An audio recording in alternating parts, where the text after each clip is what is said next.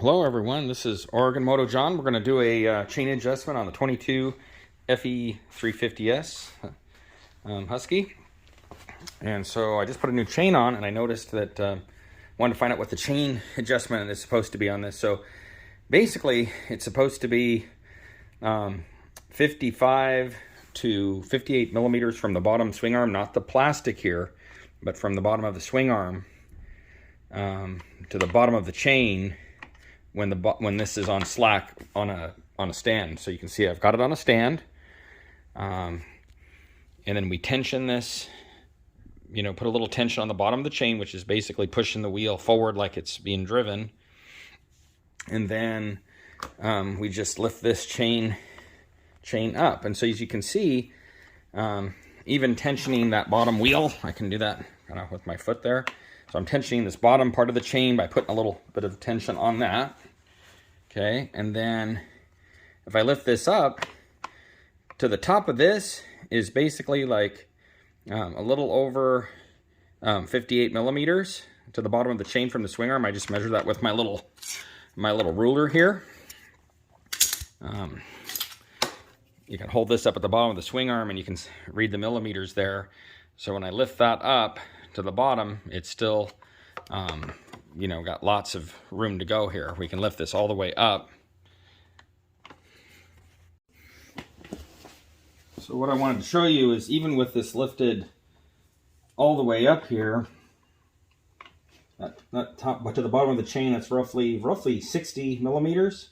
And it's supposed to be 58, so I'm definitely, and I have a little more to go. So this chain's just a little bit loose.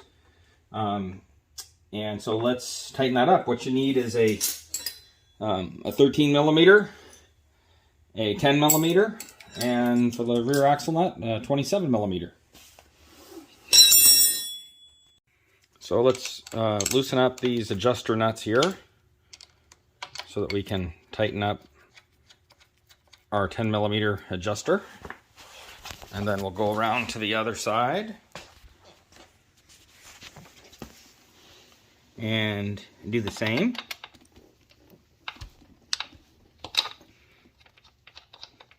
Okay. Now we just need to take the 27 millimeter axle nut and loosen that up. Give it a few turns. I don't have to take it off all the way. Okay. Now we don't want to skew the wheel sideways, so we're going to try to do the same adjustment on each side. So we want to tighten. So we want to take or put more. We want to tighten the chain. We want to put more. Snug the chain up. So that means we're going to go left on this, which is loosening this bolt, which will push on this adjuster, hence moving the sprocket back and tightening the chain. So let's do just like let's try like maybe a couple turns on there, which it's about a full turn because I went about a half and then another half roughly. And then let's do the same to the other side. It's actually kind of nice having the chain guard in this application because for once, because it gives me a little bit of a reference. So I lift this up and I'm still easily hitting that chain guard, although it's starting to snug up a little bit. We're getting pretty close. I don't know that I'm going to go a bunch tighter. Again, you want to tension that lower part of the wheel. I'm doing that with my foot right now, the lower part of the chain, by lifting up. That tensions the lower part of the chain, as the manual says, and then we're loose. When I tension that, we're still a little loose. So let's give it just a tad more on each of those adjuster bolts, turn them out maybe another half a turn each. So another, with my 10 millimeter, another half a turn out here maybe. And I'm going to do the same on the opposite side of the axle. So we're going to check chain tension once again. I'm using my foot to push back and tension the bottom part of the chain because I'm out of hands, and then I think we're about there.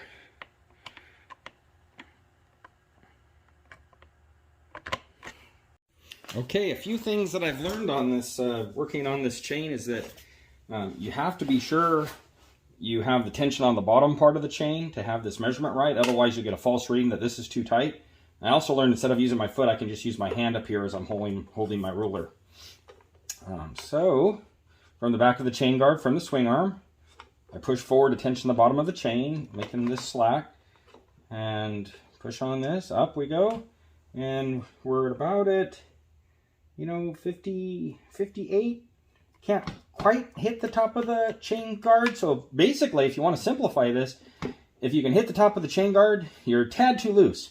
If you can get it within, maybe just make it push. If you push crazy hard, make it hit that chain guard. If it push crazy hard or almost not quite touch, you're probably about in spec, because here we're supposed to be at 55 to 58, and I'm at, that's roughly 59, 58, and I'm almost touching the chain guard, but not quite. So that's where you want to be. But look, if I don't put tension on the bottom of that chain and I just do this, you know, I'm getting a false tight reading here. And if I push on this, tension the bottom in gear, push tension the bottom of the chain, weight off the ground on a stand as they suggest in the manual, now it's about right. So that's what it looks like with no tension on anything. Now it's just a matter of triple checking to make sure I'm equal on both sides. And if I'm not equal, I want to straighten the wheel, and then just lightly snugging up the lock nuts, but on the chain tensioners. And anyway, that's where we should be. And remember, too loose is better than too tight. So I'm going at the loose end of the spectrum on this for the adjustment. I'm not going to go at the tight end. And with being a new chain, I'll probably recheck it after my first ride, and probably won't need much, but I might a little bit. Okay, thanks for tuning in. Hope this was helpful. And I was watching somebody the other day, and they gave a good tip, which is to just take a shop towel or a shop rag, because many times you'll have this adjuster pulled to the back of its, you know, so the adjuster is against the axle block here, but the other side can be pulled away. Hear how that clicks? So one thing you can do is you're tightening down the axle is to, you know, push that in. Another thing you can do is just simply put a shop towel or something with it in neutral, keep your fingers out, and you roll this back, and man, it is going to tension that. And now look at that. It's pulled up against the axle blocks on both sides. Just a little paper towel, doesn't hurt anything. And anyway, just something I picked up. Thought it was a cool tip.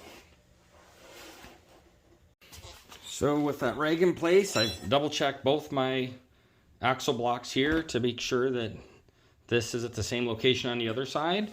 With the rag in place, tensioning getting pressure on this other axle block on this side. Now I'm going to snug this up, this axle bolt, nice and tight.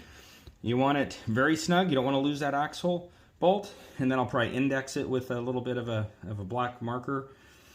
And then it would just be a matter of on each side snugging up these adjuster bolts against these lock bolts here, so that you know, you're not losing any adjustment there with vibration. And that's it. Okay, thanks for watching. If you have other tips and things that have worked for you, please you know, comment. I've learned so much from everybody, and they're always good comments. We can all learn from each other.